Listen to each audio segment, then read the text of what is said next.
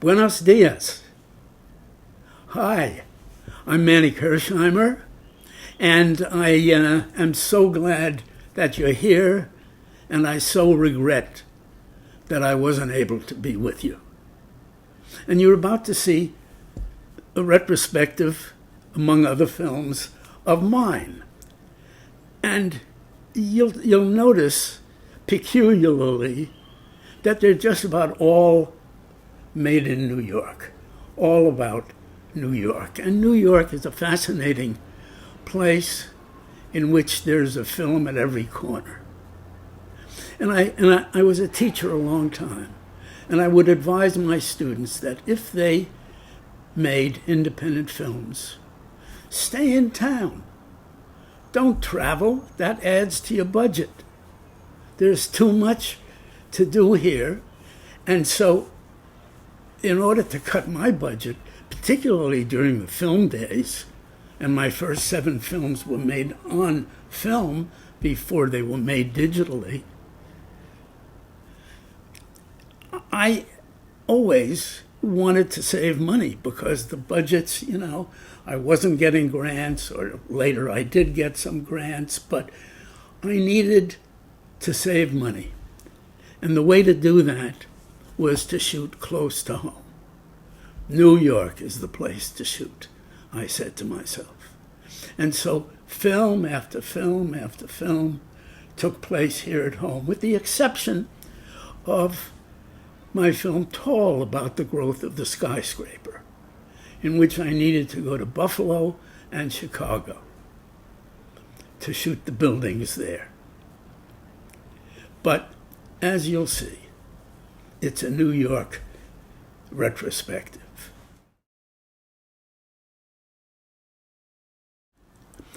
So the first films on the program are Up the Lazy River and One More Time.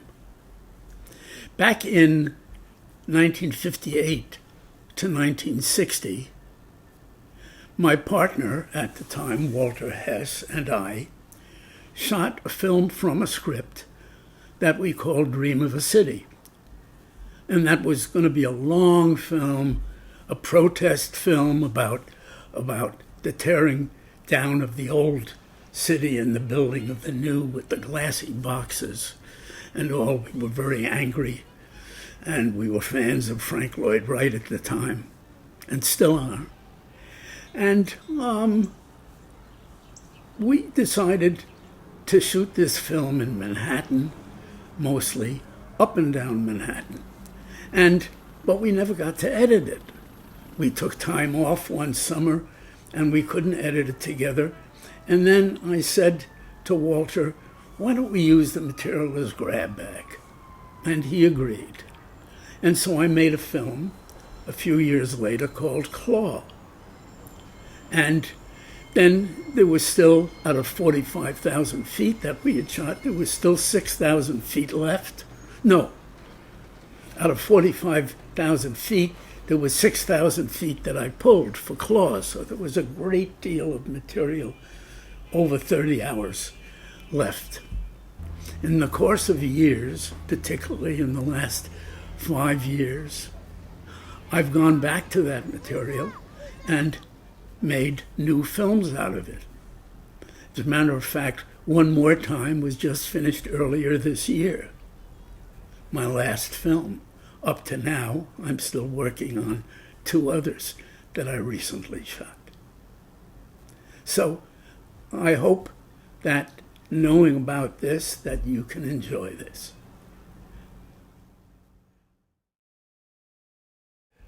All right, second program is Dream of a City and Short Circuit. Now, those films, in a sense, are separated by 40 years. But in another sense, they're only separated by 15 years, because Dream of a City is also made from that original old material. It's an endless font of material. So Dream of a City was only made in, 2018. And Short Circuit was made in 1973, or finished in 1973. It took me a while to make it. So Dream of a City is made from that old material, different material from what you saw in Up the Lazy River and One More Time. Short Circuit, made in 1973, when there were uprisings by blacks, by white supporters, and racism was a big issue.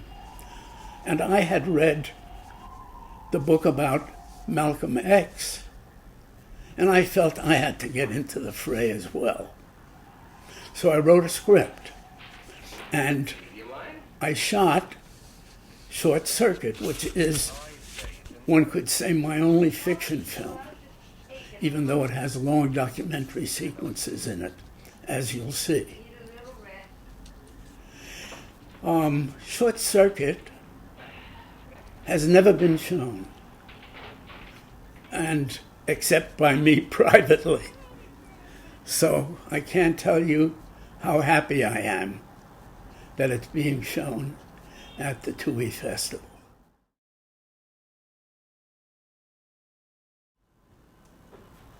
You're about to see Tall, a film that I finished in, I think it was 2004. Took me a long time to make Tall. I had structural problems with it, but I've always loved architecture. And this film is about the rise of the skyscraper and Louis Sullivan in America. And so it gave me a chance to shoot my one film outside of New York. That is, most of it was shot in New York for 6 weeks under 90-degree heat, every day of the 6 weeks. But then we had to go to Chicago to shoot Chicago, because Chicago and New York are the progenitors of the skyscraper. And of course, Louis Sullivan, the great architect, worked in Chicago. Now, when I was younger, I discovered Frank Lloyd Wright. I had been a Bauhaus person because my father, who was an artist, had introduced me to the Bauhaus. But you know, all these glass boxes, I wasn't very satisfied with them in New York. And when I discovered Frank Lloyd Wright at a museum exhibition in Washington Heights in Manhattan, it transformed me. And I became a great fan of Frank Lloyd Wright. As a matter of fact, I met him later. Anyway, through Wright, I discovered Louis Sullivan. And so, in 1988, I decided to make a film about Sullivan and the rise of the skyscraper, because he was the so-called father of the skyscraper. And I made a film that I called Tall, which you're about to see now. We Were So Beloved is a long film, and I hope you endure it. In 1976, there was some kind of a government grant for films about America. And I proposed We Were So Beloved, but I didn't get the grant. But it stayed with me. The idea stayed with me. And in 1981, I decided to make the film on my own. And I had gotten a grant from the AFI for my previous film, Stations of the Elevated, which you'll see later. And so I tried again, and actually during the course of the 4 years of making We Were So Beloved, I got 2 grants which helped me through. We Were So Beloved is about my people in Washington Heights who came to America fleeing the Nazis.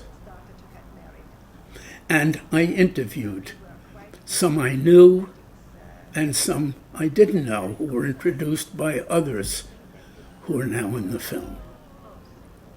But it's actually my story as well. And what I was particularly after was the fact that my people weren't politically correct.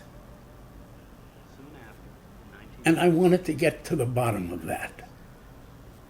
But before I did, I realized that I had to tell their backgrounds so that the audience would be sympathetic with them. And that landed up a 2.5-hour film.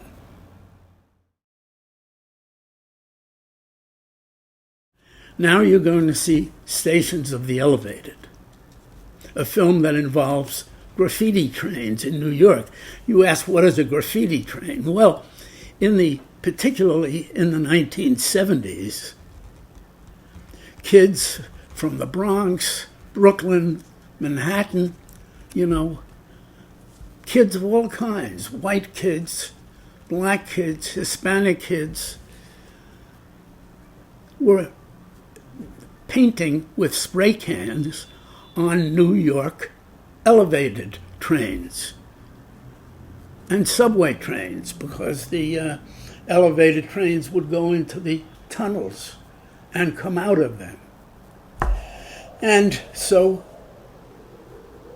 I saw this because I was part of a food co-op.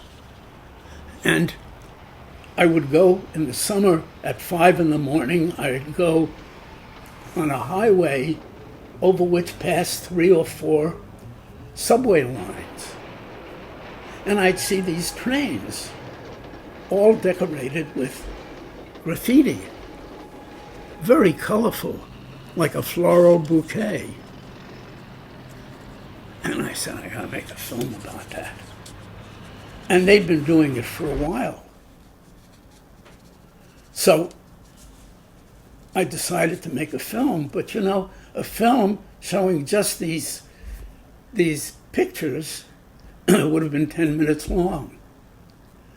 So when I started doing my research by riding a subway train and looking at other subway trains, I saw that there were burning buildings, there were whores, there were angry faces, there were fists, there were legends such as hate, shadow, pusher. And I realized that this was protest by individuals, and that I had to include that kind of context. The South Bronx, for example, was burnt down. And so I had to have a sequence with the South Bronx, with burnt buildings, and so on. So the film expanded as I was thinking about it and writing my outline. And eventually, a 3/4 of an hour film came out of it, which you're about to see.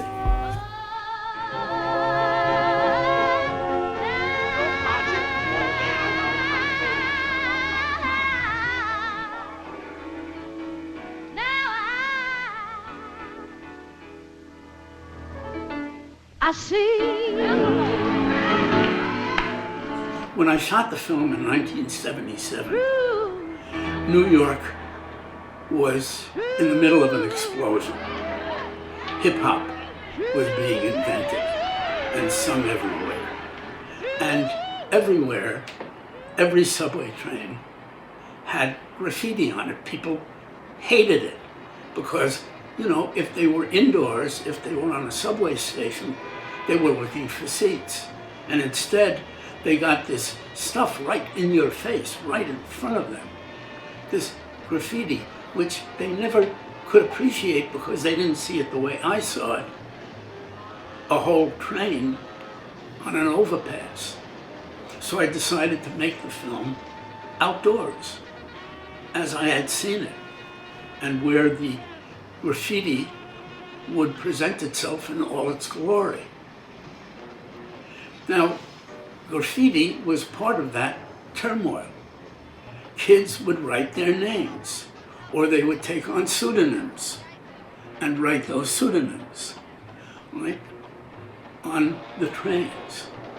This got the ordinary people, subway riders, middle-class people very angry. And the mayor tried to do something about it. And eventually, the mayor put attack dogs in the yards, which the kids were using to paint at night. And he would put up two strings of barbed wire with attack dogs in between. And he wished, he said, he would have had wolves to put there at the time. So that was what I was trying to film. And that was happening in the 70s in New York. All right, so now you're about to see Free Time, which was another film pulled from material from 1958 to 1960 that I shot at that time. Now, I like to make films in the old way, which is you shoot them silently and you add sound later, which is what happened before the tape recorder, the portable tape recorder Nagra, was invented, and which allowed people to be heard speaking. So there's a whole body of work from 1930 to 1950 of films that were shot silent with sound added later. And I came out of that tradition. Yes, I'm old enough to come out of that tradition. But I also like to alternate and make films like that and then make a Talking Heads film, like my last film, Daughters. And and like We Were So Beloved, for example. And so Free Time was a film mainly about neighborhoods. And in doing the neighborhoods, I was able to shoot back then with a Bolex, silently, and add the sound later. And I also added other sequences besides neighborhoods, but the neighborhoods were mostly in Manhattan, Washington Heights, Hell's Kitchen, 81st Street on the west side, and, you know, assorted other little sequences like an automobile graveyard, a regular graveyard, a dredge in the Hudson River, and so on, that I somehow wove into it. So this is another one of those films that I made in the old style. MOS, mid-out sound, that means, and it's an official film term, adding sound after the editing. Sound that I either recorded myself or used from sound effects.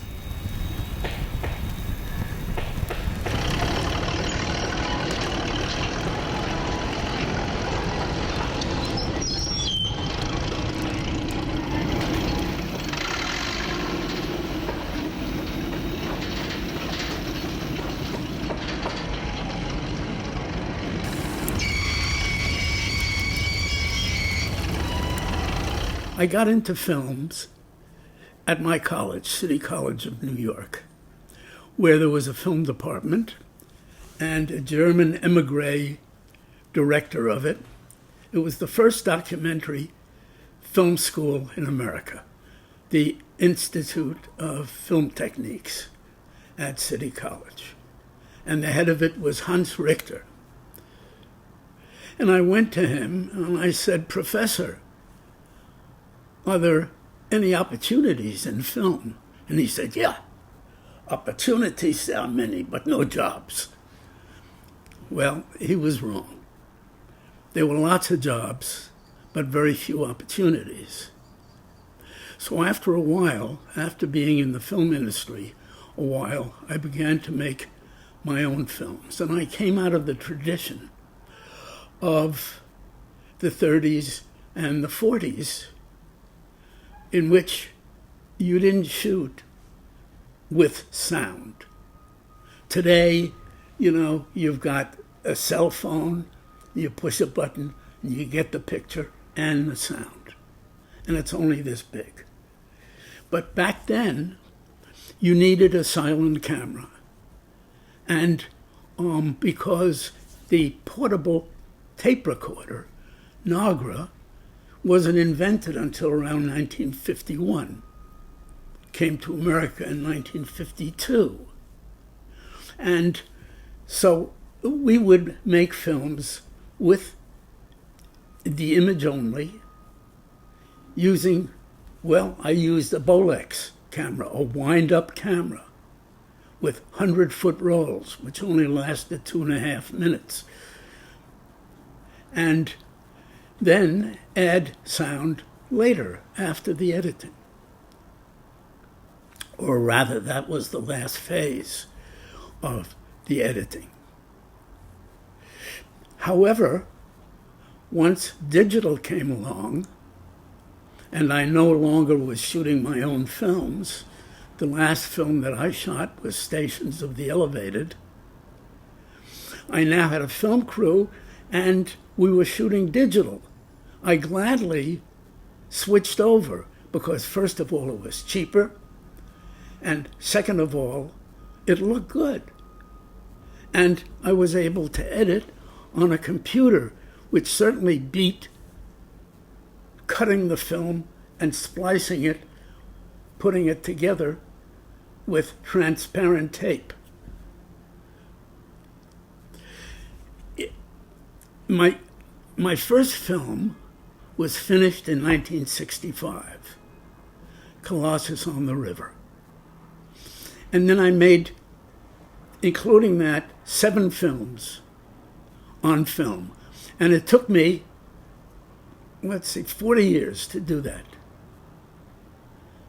Since 2005, however, or 2008, I've made 13 other films digitally, and most of them feature length, whereas the first 7 years of films, only 2 were feature length. So forget about film, folks. Go digital.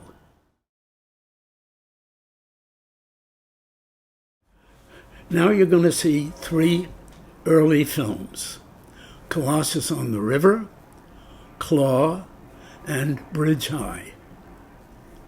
Colossus on the River was the first film I finished independently. And it's about the docking of an ocean liner which was the biggest one that the United States had ever made. And since during World War II, my dad had constantly taken me down to the docks to see ships come in, because we wondered whether anybody from our family would be on them. We wouldn't get proper notice, so we'd either go home with them or without them. But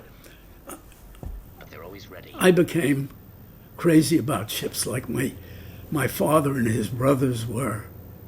And I always wanted to make a film about ship. And New York, at that time, 1963, had a lot of ships coming in and docking. So I made this film, Colossus on the River, about the docking of this giant ocean liner.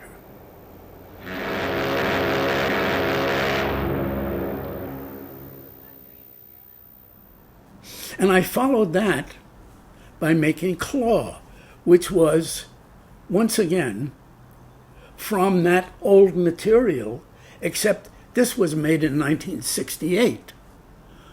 Claw was. And Claw is about the tearing of the old neighborhoods and the building of the new glassy boxes. And it was a kind of a protest film. New York. I always tell my students, if you're going to make a film independently, stick around town. New York has a lot of films to make. Everywhere you look, there's a film. And so this was strictly a New York film, although it starts with nature. But the nature was shot across the Hudson River from New York in the Palisades. And then in 1975, after I made Short Circuit, I made Bridge High. Once again, from the old material. There was a sequence in the script about approaching the city through suspension bridges. And so I took that material and I made a 9-minute film about crossing a bridge. Now, crossing the Bronx Whitestone or the George Washington Bridge takes about 3/4 of a minute. But this crossing took 9 minutes. So here's what you'll see next.